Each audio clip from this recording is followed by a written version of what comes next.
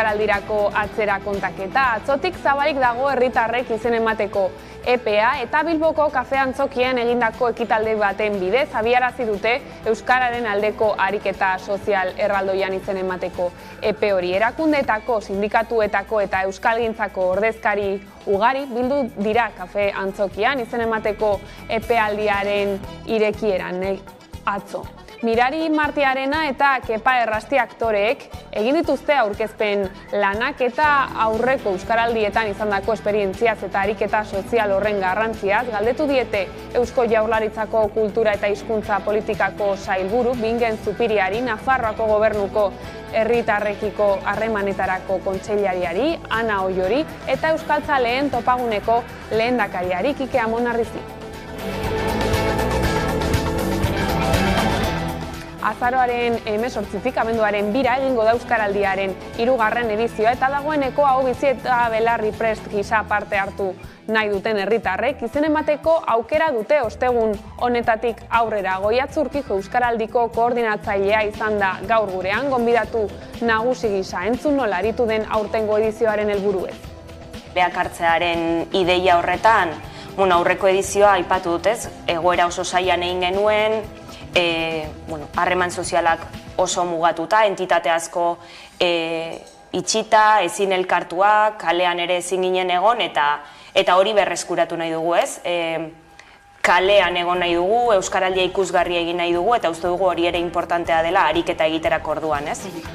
Eta jakin berri izan dugu, hilekorako produktuen, preserbatiboen eta sendagarriak ez diren antisorgailuen beza apalduko dute Hego Euskal Herrian. Produktuen zerga 10%koa da egun eta 4% apalduko da 2023an. Espainiako gobernuak zergekin loturiko neurri sorta bat adostu du berriki eta horien artean da hori. Neurria 2023ko estatuko aurrekontu orokorretan sartuko dute. Espainiar gobernuko bazkideek negoziatutako neurri fiskalen artean adostuta Madrilek iragarri duenez preserbatiboetan eta medizinalak ez diren antisorgailuetan ere apalduko da beza 4%.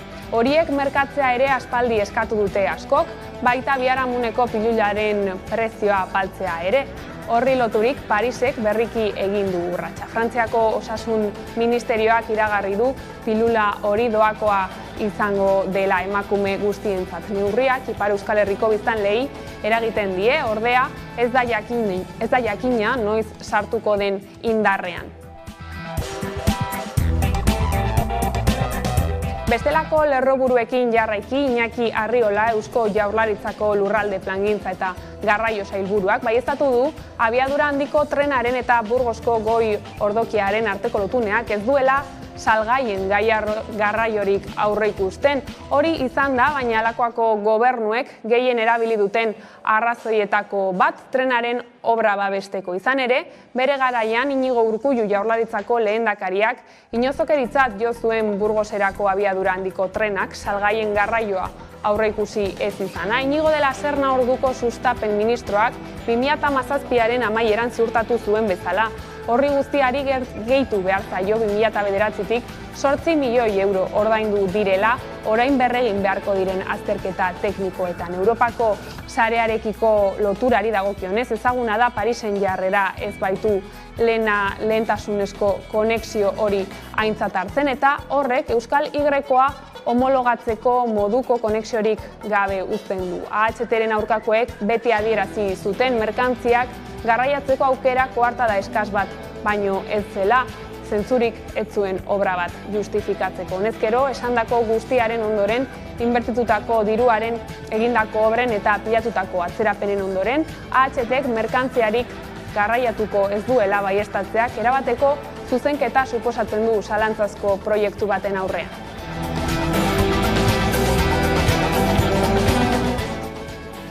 Bestaldetik, greba egun handia izan dute gaurko Ipar Euskal Herrian. Frantziar estatuan egin den greba eta mobilizazio deialdiak Euskal Herrian bere isla izan du. CGT, FSU, LAB eta Soliders sindikatuek langile langabetu pentsiodun eta ikasle guztiei zabaldutako deialdian. Mobilizazioei dagokienez Baionan izan da hitzordu nagusia, goizeko 10:30 tren geltokitik abiatuta.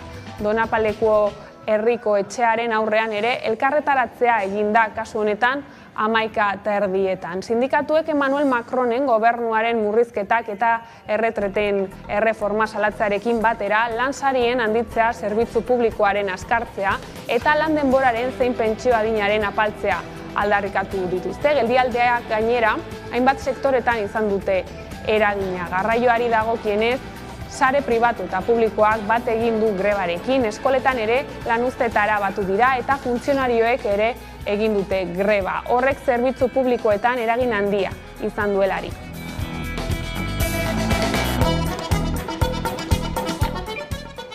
Abuztuan etenaldi bat izan du KPI kontsumo prezioen indizearen gorakadak. Euskal Herrian 10,7tik 10,5 jaitsi baitzen urte arteko hazkunde tasa. Irailean beste koska bat egingo duela behera iradokitzen du INEk gaur goizean aurreratutako datuetan. Espainiari dagokio datua, baina inflazioa oso antzekoa da bi eremuetan. Horrela, Espainian 1,5 murriztu da inflazioa, abuztuko 10,5tik irailerako 9%. Igoera oso handia da, baina hala ere maiatzaz geroztik txikiena. Inflazioak uztailean jo zuen goia 10,7 izan zen orduan. Azpiko inflazio aldiz, elikagai freskoen eta energiaren prezioen bilakaera aintzat hartzen ez dituena 2 apaldu zen, 6,2raino. Foro sozial iraunkorrak nabarmendu duenez, lakuari eta beste eragile batzuei dagokienez, zeregin nagusia da EAen zigorra betetzen ari diren presoak birgizarteratzea, ibilbideak definitzeko. Urte bat betetzear da Eusko Jaurlaritzak espetxeen gainerako kudeaketaren eskumena eskuratu zuela Aieteko nazioarteko konferentziaren 10. urteurrenaren atarian gauzatu zena. Asteon, egidu justizia sailburuak eskualdatzearen inguruko balantzea eta gurean Agus Hernan Foro Sozialeko koordinatzaileak heldu dio gaiari. Oraindik martxan dagoen salbuespen politikaren neurri batzuk, adibidez, preso 70 urtetako presoenak edo bizitak eta deien kontrolak, baina batez ere, bai, uste dugu ailegatu dela ja momentua, tipologia horien presoen bergizarteratzearen prozesuak definitzeko eta adosteko. Kataluniara begira, Pere Aragonez Kataluniako presidenteak Jordi Puigneró Generalitateko presidente ordea kargugabetu du, harenganako konfiantza politikoa galdu duelako. Presidenteak azaldu duenez, Puignerok ez zion jakinarazi Junts per Katalunia konfiantza arazo batera aurkezteko eskatuko zionik, uste duelako ez dela gobernu akordioa betetzen ari. Gaineratu du Junts per Kataluniak Eskerra Republikanarekin batera osatzen duen koalizio gobernuan jarraitu nahi duela eta jakinarazi du esperoan gelditzen dela alderdi horrek Puigneró ordezkatzeko pertsona bat proposa dezan. Hori bai, ohartarazi du presidente ordearen eta politika digitalerako eta lurraldetasun politiketarako kontseilariaren kargua hartuko duenak elkarlanerako borondatea izan behar duela. Horrez gain, Kataluniako gobernuko presidentetza kontseilaria Marta Vilagrak esan du ez dituztela aurreratuko hauteskundeak eta gobernuak aurrera jarraituko duela Junts per Kataluniak erabakitzen duenak kontuan izan gabe.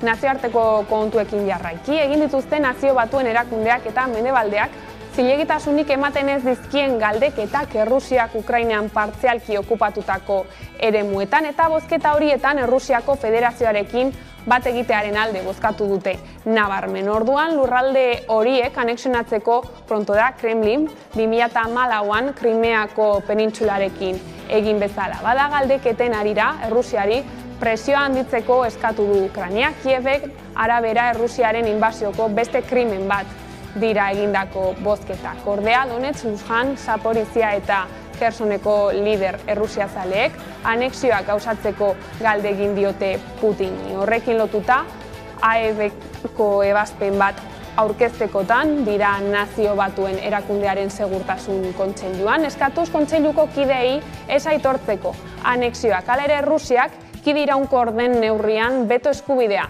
du organo horretan. Vladimir Putin Errusiako presidentea bihar da sinatzekoa Moskuk Ukrainian partzialki okupatutako eremuak anexionatzeko hitzarmenak. Hori jakinarazi du gaur Dmitri Peskov Kremlineko bozeramaileak egunero egiten duen prentsa agerraldian. Joan den ostiraletik asteartera egindako galdeketen ondoren, anexioa formalki gauzatzeko eskatu zioten atzo Putini, Kherson, Zaporizhia, Donetsk eta Luhansko lider errusiazaleek. Eta Nord Stream 2 gasbidean beste zulo bat topatu dute Suediako agintariek eta aurkitu duten laugarren gas ihesa da. Jenny Larsson, Suediako kostazaintzako arduradunak, adierazi duenez, lehenago topatu zuten zuloa 900 metroko isuri handi bat da, eta aurkitu berri duten laugarrena berriz 200 metro ingurukoa. Bi zulo Danimarkako eremuan daude eta beste bat Suediakoan nazioarteko uretan. Bi herrialdeetako gobernuak Alemaniakoa eta Europako batasuna ari dira gertatutakoa ikertzen, sabotaje bat dela uste dute. Nord Stream bat irailaren 2an itxi zuen Errusia konpresore batean matxura bat zegoela argudiatuta eta ez du esan noiz abiaraziko duen berriz. Uztailean 10 egunez itxi zuen mantentze lanengatik eta Alemania turbina baten bidalketa blokeatzen ari zela argudiatuta. Nord Stream 2 berriz ez da inoiz martxan egon. Alemaniak bertan behera utzi baitzuen gas garraioari ekiteko baimenak. Errusiak Ukrainan esku hartu baino aste batzuk lehenago. Hala ere, bi gasbideek gaza behar dute hodietan arrazoi teknikoengatik. Orain izandako isuriak konpontzeko gutxienez hilabete beharko dutela esan dute.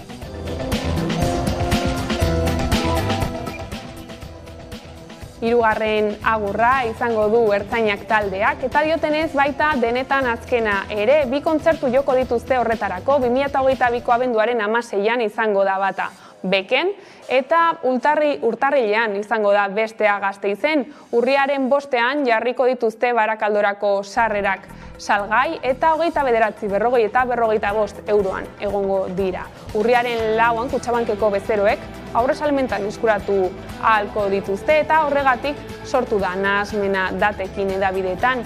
Iñaki Gon Garitaonandia ertzainak taldeko abeslaria da. Festa polit bat antolatzeko, sortzeko eta guztion artean partekatzeko. Euskaldunaren harira, nik uste helburu nagusienetako bat badala, eta orain tokatzen zaiguna da guzti hori betetzea eta gauzatzea, ez?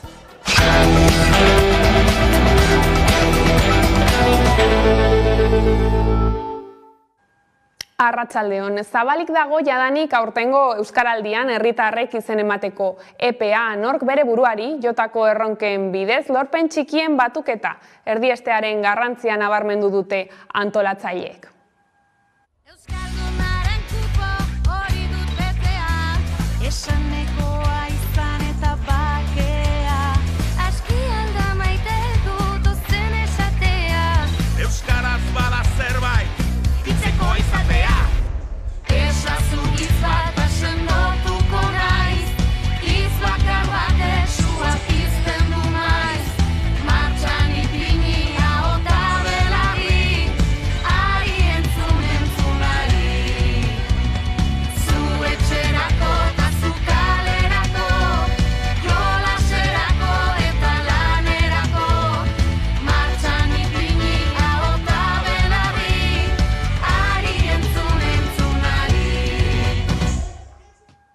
Eusko Jaurlaritzak onartu du Gasteiz eta Burgos lotuko dituen abiadura handiko linea bidaiarientzat mugatuta egongo dela merkantziarik eraman gabe. Udane Arbeo.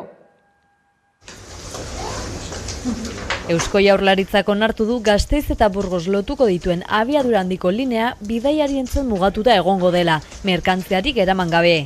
Merkantziak egungo linearen trazadura erabiliz eta beharrezko egokitzapenak eginez egingo direla adierazi du. Kontua da 2017ko abenduaren 28an orduko sustapen ministro Iñigo de la Sernak iragarri zuela Gasteiz eta Burgos arteko abiadura handiko linea bidaiarientzako bakarrik izango zela. Eta hurrengo egunean Iñigo Urkullu lehendakariak ironiaz esan zuen hori inozokeria bat zela. Eta ziurtatu zuen bere gobernuak ez zuela onartuko, azpimarratuz garraioak mistoa izan beharko lukeela. Madrilek eman dituen urratseko ordea bidaiarientzako zirkulazio bakarra baieztatu dute eta orain Jaurlaritzak ere ziurtza jo du. Testuinguru horretan EH Bildu galdetu du ea 2017an lehendakariak zergatik zioen inozokeria bat izatea espero zuela. Horren aurrean Iñaki Arriola Garraio sailburuak adierazi du galdera horren erantzuna ez dagokiola bere sailari.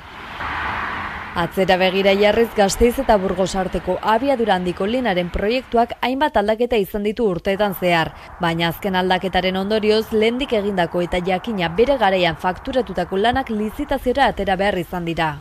Pankorbo eta Iruña Oka arteko zatia esaterako lizitaziora atera da 13,75 milioi euroko aurrekontuarekin. Aurretik esleitu ziren 9 milioi euroen eta dagoeneko ordaindu diren 8 milioien aurrean.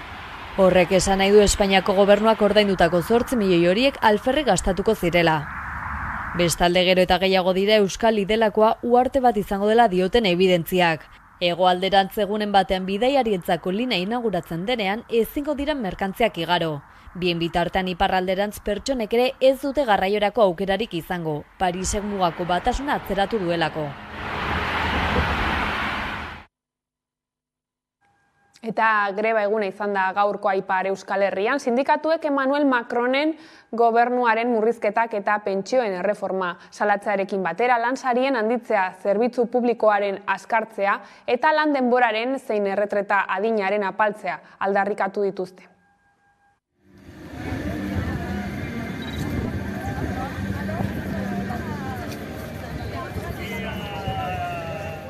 Jendeak prekaritatean eroriko da edo pobrezian, eta nire ustez hitz hori erabili behar da, pobrezian eroriko da jendea.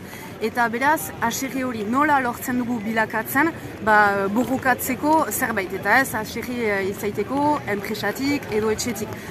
Baina, alereo, aitortu behar da, gaur egun greba egitea, ez da beti errez, lansariak biziki apalak dira, eta denok ezin dugu lan uste bat egin biziki zaila baita lantsari tipiekin.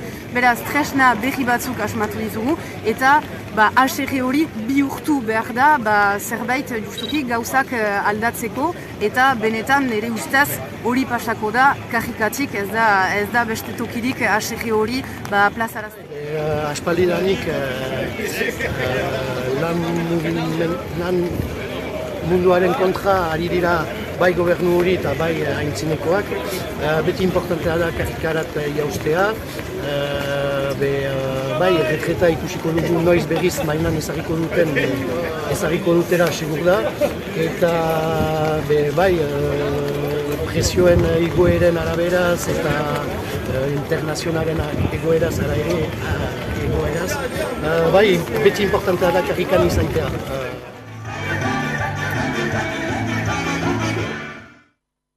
Lansariak aipatuta hegoaldeko langile publikoek erosteko ahalmena galduko dute aurten ere. Sindikatuek jakinarazi dute langile publikoen lansaria 2,5 igo nahi duela Espainiako gobernuak datorren urtean, eta 2010tik Madrilek finkatzen duenez Espainiako estatuko administrazio guztietako langile publikoen soldata igoera. Euskal Herrikoek ere igoera hori bera izango lukete. Espainiako Ogasun eta Funtzio Publikoko Ministerioak proposatu du 2022an egin zuen 2,2 igoera, beste 1,1koarekin osatzea. 2023an lansariak 2,5 igotzea eta 2024an 1,2. Horrez gain, 35 orduko lanaldian sakontzea aukera eskaini die langileen ordezkariei, eta baita barne promoziorakoa eta mugikortasunerako hobekuntzak ere.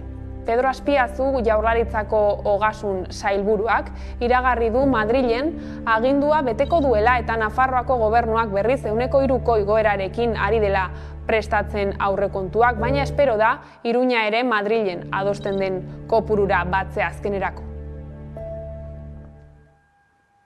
Eta aurrekontu ez, Nafarroako gobernuak 2023 urteko aurrekontu orokorrak parlamentuko taldeekin negoziatzeko prozesua hasi du. EH Bildu eta Ezkerra taldeek parte hartu dute bertan, baina ez Navarra sumak. Inpresio honekin atera dira gobernua eta parte hartu duten alderdiak.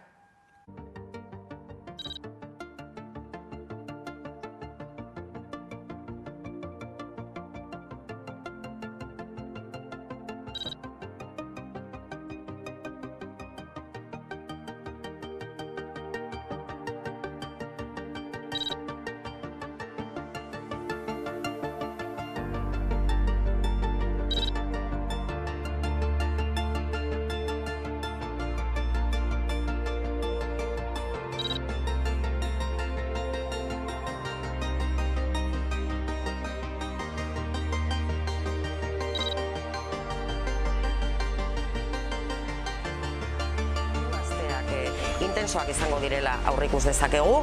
Momentu hontan rezeptibidadea ikusi dugu gobernuaren aldetik, ez gara gai zailetan gaur sartu, esate baterako fiskalitatearen inguruan, ze hor jakin badakigu zailtasunak izango ditugula.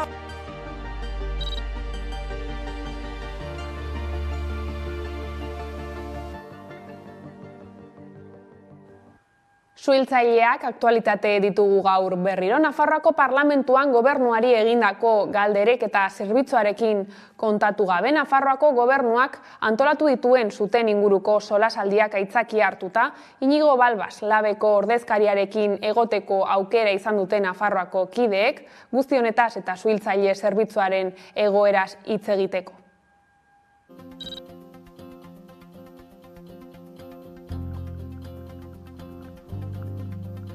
Nafar gobernuak zuten inguruko mahai inguru bat antolatu du ostiral honetan eta ez ditu Nafarroko suhiltzailean gonbidatu bertara, ze balorazio egiten duzue honen inguruan? Oso larria da, ez? Salagarria gainera, pasa dugun uda ondoren, gure zerbitzuak ez izatea gaitasuna olako jardunaldi batzuetan parte hartzeko eta hori bakarri, eta antolatzeko ere.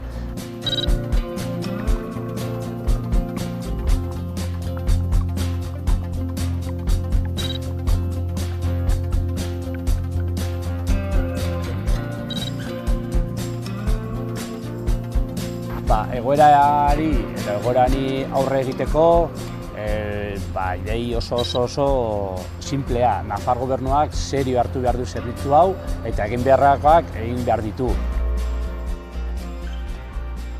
Mercedesek ibilgailu elektriko eredu bat ekoitziko du gutxienez Gasteizen duen lantegian. Gama altuko monovolumen bat izango da eta 2025ko lehen hilabeteetan irtengo dira lehen aleak. Enpresak ez du ofizialki baieztatu, baina sektoreko iturriek ziurtzat jotzen dute. Eta Emilio Titos, Gasteizko plantako zuzendariak dagoeneko eman die erabakiaren berri, 200 arduraduni.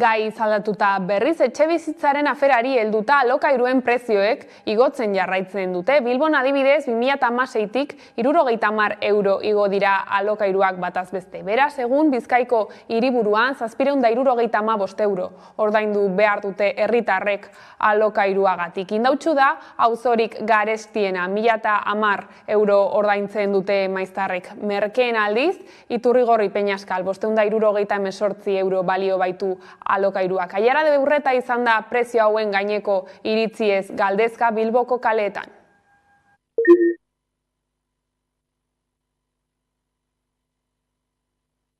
Horrela txartuko ziko da, baina, klaro, etxik dukenape, eske batzuk egoten ditxera itxena, izerrentatxo hartun, beste gauzatxo batzuk eitxeko. Orduen, aberatsak ez teki hori problemia, baina etxetxo bat egin dabenak eurentzako eta beste bat eitzen badabe, epintzen dabe alokatute eta orduen etorteako aizeilerokoa eta zain egoten diz batzuk, eske hori dana batzuntzako bai, beste batzuk hori da, bai. Bai, a ber, bestela basikamente ezin delako, no? Osea, ez du ematen. Baina bai, osea, dagoela oso garesti. Adibidez, ni bizitzen izen tokian ere bai, pues, arazo berdina daukagu. Osea, bai, igoten da alokairue, igoten da janari, igoten da la gasolina, bea soldata ez da igoten. Orduen, a ber, kompensazion, mesedez. Eta gero gu joatea kalera eta esan, oie, bitu, dabil pasetan hau, gurugu ondo bizi, zuo be esarie ondo bizi, orduen zuo por lo que habéis pasado, que no queráis que nosotros pasemos por lo mismo. Jende asko, holan, banketxera joan, kreditua eskatzen, zerako, metro karratuak, danak, piso patera batien barruan, bizitzen, eta bakoitzak, gela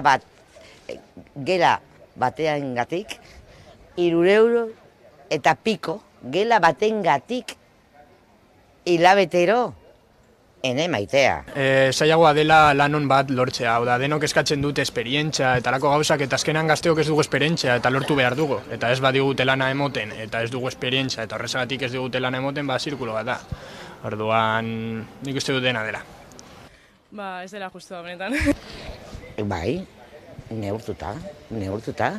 Peioz presoak, batez ere, ikasleentzat. Eskalukarioa izango da segun etxieselakoa dan bebai, porque dauz etxe batzuk ez dekena, eta beste batzuk ostera diez, bai metro asko, eta jente besartzen da gehitxua, eta hori bai, neurri bat epini da hori bai, porque gora eta gero zein bida, kalera jomiko da eske ezin da benak, gitxira bazten da benak. Eta eguneko berriekin bukatzeko, musikarloan Ertzainak taldeak Beken eta Gasteizen joko ditu azken 2 kontzertuak abenduaren 16an bata eta urtarrilean bestea. Barakaldorako sarrerak urriaren 5ean jarriko dituzte salgai eta Arabako saioa bilduagoa izango dela iragarri dute. Eta albiste honekin heldu gara bukaerara, gogoratu guztiak eta gehiago nahi duzuen aldiro 11.eus atarian. Gero arte.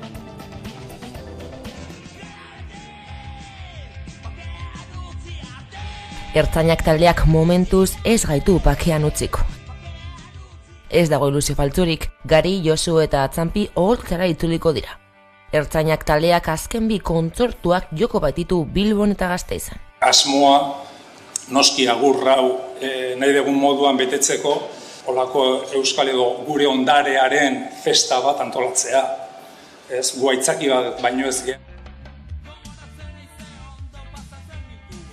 2019an Euskaldunian eta Bilboko kafe antzokian eskaini zituzten kontzertuetan zein ondo pasatu zuten gogoratuko dute. Kriston martza egon baitzen. Euskalduna ikusi izan bezala da sortzea emozio kolektibori. Hori behin ikusita garbi geratzen da helburua hori baino ez dela. Zergatik hor sortzen den indar berezi hori eta sortzen den esperientzia ezinbestekoa da. Hainbeste urte Ertzainak taldea barik oharkabean etorritako 40. urteurnarekin batera, 3. agurra egingo dio 80 hamarkadako taldeak, oraingoan gainera Atzampi taldeko batererekin batera betiko agur esango du Ertzainak taldeak. No pude hacerlo antes, entonces ahora pues me hace mucha ilusión recuperar ya también otra vez todo. Un reto también para ver si podemos transmitir lo que transmitíamos en aquellos tiempos. Abenduaren 16an Barakaldoko Beken milaka lagun bilduko duen kontzertu ahaztezina eskainiko dute. 574 taupada baino gehiago entzuteko modukoa izango da. Saiatu gara behintzatele kontzertu bat oso leku handi batean egiten. Azkena bada, izan behar da guztiontzako aukera emoten duen kontzertu. Urtarrilaren hasieran aldiz Gasteizen paratuko dira oraingoan lagun arteko emanaldia egiteko.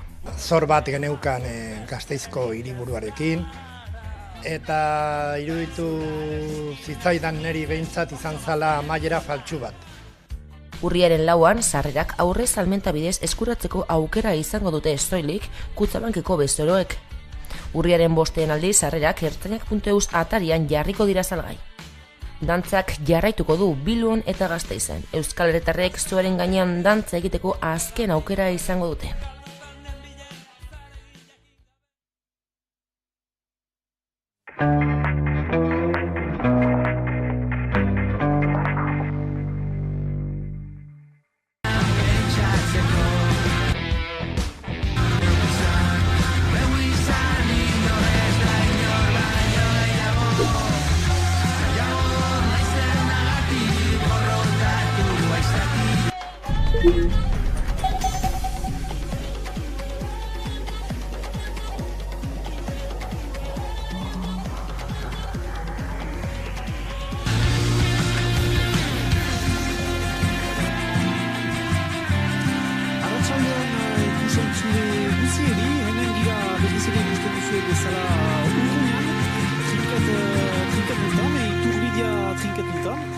Gaitu abeti zorrota, garratzak zure hitzak, zenbalaino bel, zerkada bat behar duzu baina kiretxa, jasan ez zeina da, bakarrik zaude, beruzuloak, malkotan, errua ez duzu inoiz bilatzen zorretxean, beruzuloan, ilunpetan, ikuste zeina omen da, zure zauria.